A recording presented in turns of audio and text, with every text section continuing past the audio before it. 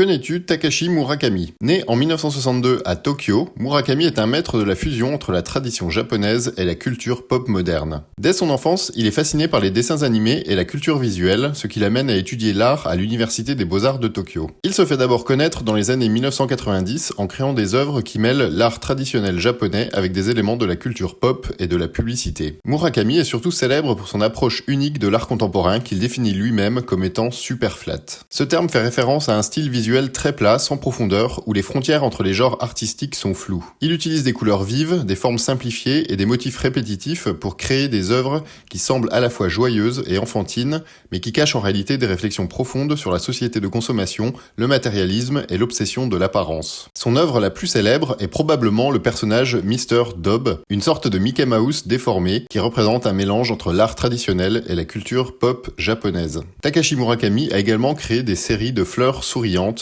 un motif très reconnaissable, souvent interprété comme une métaphore du bonheur superficiel dans la société contemporaine. Avec le temps, Murakami a su se réinventer tout en restant fidèle à sa vision. Il a collaboré avec des marques comme Louis Vuitton, mais aussi avec des artistes comme Kanye West pour la pochette de son album Graduation. Cela a permis à sa pratique de franchir les frontières du monde de l'art pour s'imposer dans la mode et la musique. À travers ses collaborations et ses œuvres monumentales, Murakami a redéfini ce qu'est l'art populaire. Il a su faire dialoguer l'art traditionnel avec les codes de la culture moderne, repoussant les limites de la marchandisation de l'art. C'est d'ailleurs une question souvent posée au sujet de son art. Est-ce que cet engagement dans la culture commerciale nuit à la portée artistique de ses œuvres? En digne successeur d'Andy Warhol, Takashi Murakami est l'exemple même d'un artiste capable de naviguer entre les mondes de l'art classique et celui de la culture de masse. Son œuvre soulève des interrogations. L'art doit-il être avant tout un produit commercial ou est-il possible de mélanger l'esthétique et l'engagement dans un même souffle créatif? Jusqu'où l'artiste peut-il aller dans l'utilisation des codes de la pop culture sans perdre son authenticité? Qu'en pensez-vous? Est-ce un génie de l'art contemporain ou un simple créateur de produits commerciaux déguisés en art? Donnez-moi votre avis en commentaire et si la vidéo vous a plu, n'hésitez pas à la liker et à la partager. À bientôt!